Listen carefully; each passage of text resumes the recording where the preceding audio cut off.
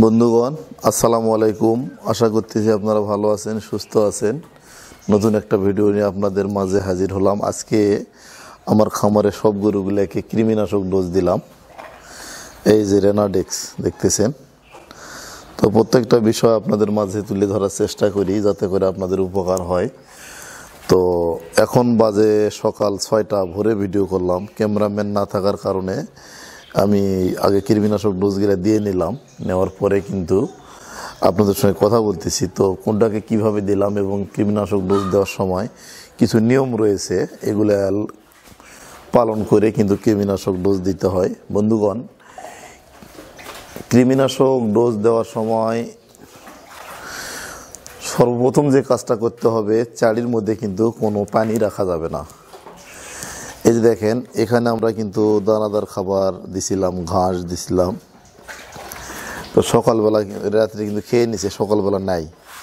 তো যেগুলাতে একটু ছিল সেগুলা কিন্তু তুলে ফেলছি। যেগুলাতে পানি দেওয়া ছিল এগুলা নাই, এগুলা কিন্তু তুলে ফেলছি। প্রত্যেকটা চাড়ি কিন্তু একবারই ফাঁকা, আপনারা দেখতে পাচ্ছেন। কোনো প্রকার চাড়িতে কোনো প্রকার খাবার নেই। তো এটা আগে দেখেন, লক্ষ্য করেন। একটা চাড়িতেও কোনো প্রকার পানি বা দানাদার কিছুই নাই। সবগুলো দেখাচ্ছি আপনাদেরকে, দেখেন। একটা চাড়িতেও কিন্তু পানি বা দানাদার বা ঘাস কোনো প্রকার খাবার কিন্তু একবারই ফাঁকা। তো এখন কৃমিনাশক ডোজটা দেওয়ার সময় সকালবেলা আপনারা কৃমিনাশক ডোজ দিবেন। সব সময় চেষ্টা করবেন একেবারেই ভোরবেলা, ঠান্ডা আবহাওয়া যে সময় থাকে, ফজরের আজানের পরপরই খুব ভোরবেলা কৃমিনাশক ডোজ দেওয়ার চেষ্টা করবেন। আর কৃমিনাশক ডোজ দেওয়ার সময় গরুর খালি পেটে থাকতে হবে। গরুর পেটে কোনো খাবার রাখা যাবে না এবং গরুর পেটে কোনো প্রকার খাবার, পানি এবং ঘাস, খড় কিছুই দেওয়া যাবে না। রাত্রে খাবার দিলেন, সকালবেলা কোনো প্রকার খাবার দেওয়া যাবে না যখন আপনারা কৃমিনাশক ডোজ দেবেন। আর মনে রাখবেন, কৃমিনাশক ডোজ দেওয়ার সময় সবগুলা গরু একদম সুস্থ সবল থাকতে হবে এবং প্রেগনেন্সির প্রথম 2.5 মাস 3 মাস আপনার কৃমিনাশক ডোজ গরুকে না দেওয়াই ভালো। লাস্ট 2 মাস 2.5 মাস 3 মাস না দেওয়াটাই ভালো। তো এই গরুটা প্লাগ বি বীজ দেওয়া আছে। এটা অরিজিনাল একটা জার্সি ফ্রিজিয়ান গরু। এটা লাইভ ওয়েট হবে 300 কেজি। তো কৃমিনাশক ডোজ দেওয়ার নিয়ম হচ্ছে 50 থেকে 77 কেজি বডি ওয়েটের জন্য একটি ট্যাবলেট। তো এটা যেহেতু 300 কেজি লাইভ ওয়েট হবে, এটাকে আমরা 4টি ট্যাবলেট দিয়েছি দর্শক। এটা ফ্লাগ বি বীজ দেওয়া আছে, 100% ফ্লাগ বি। বর্তমান 12 লিটার দুধ ফ্লাগ বি বীজ। এটাকে আমরা কৃমিনাশক ডোজ দিলাম। চেক করছি কালকে, প্রেগনেন্সি টেস্ট করার পরে কিন্তু 3 মাস হয়ে গেছে। তখন আমরা কি করলাম, কৃমিনাশক ডোজ দিলাম। গরুটা সম্পূর্ণ সুস্থ সবল। এটাকে ট্যাবলেট দিয়েছি আমরা 4টা। তারপরে এই পারে দেখতে পাচ্ছেন, এটা মুন্ডি গরু, ইন্ডিয়া থেকে নিয়ে আসা অরিজিনাল একটা মুন্ডি, একদম 100% পিওর মুন্ডি। তো এটাকে ইন্ডিয়া থেকে নিয়ে আসা, যেহেতু এর শরীরে অনেক ধকল চলে গেছে। এটা দুধের রেকর্ড ছিল 40 কেজি 42 কেজি। বর্তমান এটা রানিং দুধ আছে 12 কেজি এবং এটাকে কৃমিনাশক ট্যাবলেট দিয়েছি আমরা 5টি। এটা লাইভ ওয়েট ধরেন 400 কেজির মতো হবে। এটাকে 5টি দিয়েছি কৃমিনাশক ট্যাবলেট। আর এটা প্রেগনেন্ট আছে 5 মাসের, 12 কেজি দুধ, 5 মাসের প্রেগনেন্ট। তো এগুলা আমরা লালন পালন করতেছি। কেউ নিলেও আমরা দিয়ে দেবো, সমস্যা নাই। এগুলা কিন্তু সবসময় এই ধরনের গরু কিনে যত্ন করে লালন পালন করে গাভী তৈরি করতে হয় দর্শক। তো এটাকে আমরা দিয়েছি 5টি। তারপর পরবর্তী গরুর কাছে আমরা এখন চলে যাব। আপনাদেরকে এভাবে দেখানোর কারণ, যখন আপনারা কৃমিনাশক ডোজ দিবেন, আপনাদের গরুর লাইভ ওয়েটটা, বডি ওয়েটটা কিন্তু আপনারা মেনটেন করে কৃমিনাশক ডোজ দিতে হবে, না হলে কোনো প্রকার কাজ হবে না। এটা একটা ইন্দ্র ব্রাজিল গরু, দেখেন কানটা আম পাতার মধ্যে দেখেন বাঁকানো। তো এটা আমরা ইন্ডিয়া থেকে কালেকশন করেছি। আমরা সবসময় রেয়ার গরুগুলো কালেকশন করি।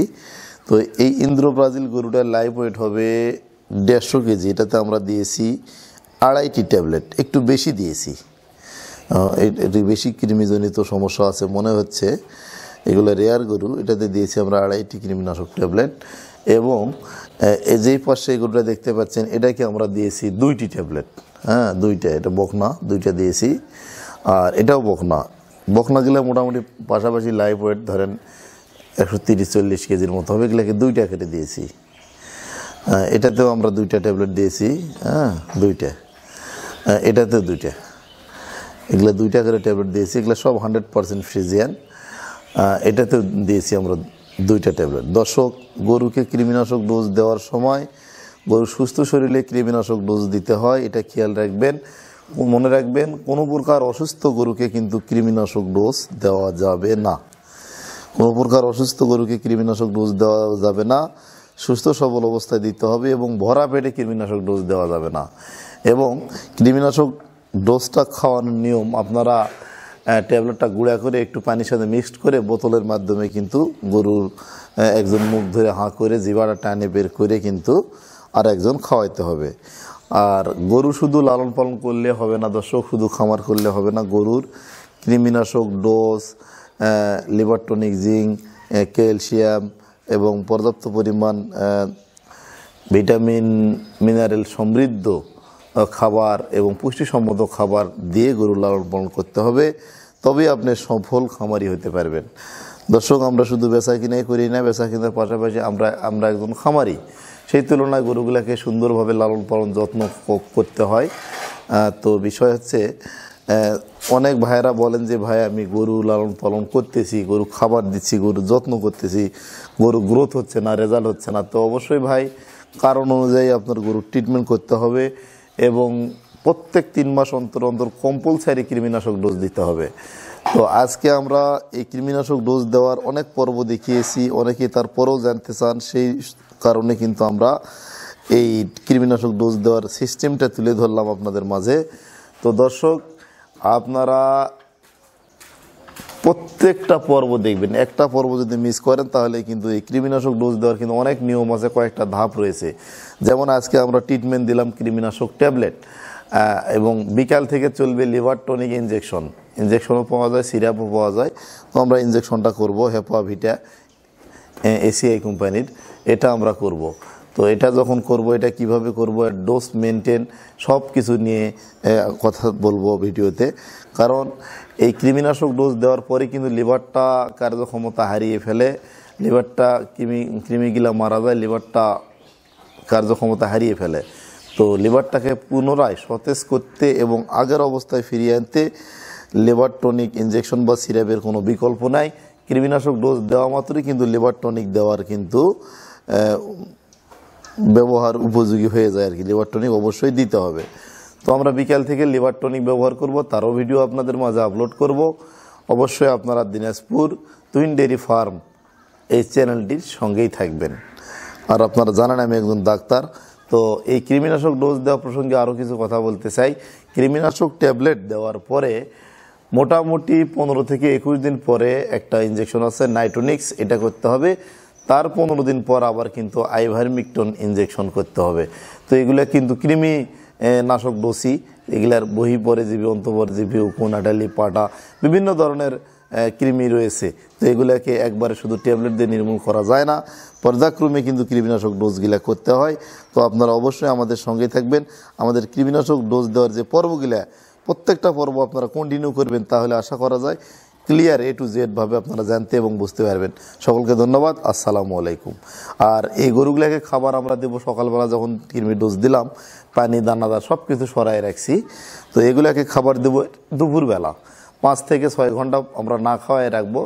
তারপরে আমরা গরুগুলাকে গোসল টোসল দেওয়ার পর, শেড পরিষ্কার করার পরে আমরা খাবার আবার দেব। আর বিকাল থেকে ইনশাল্লাহ লিভার টনিক দেবো। সকলকে ধন্যবাদ।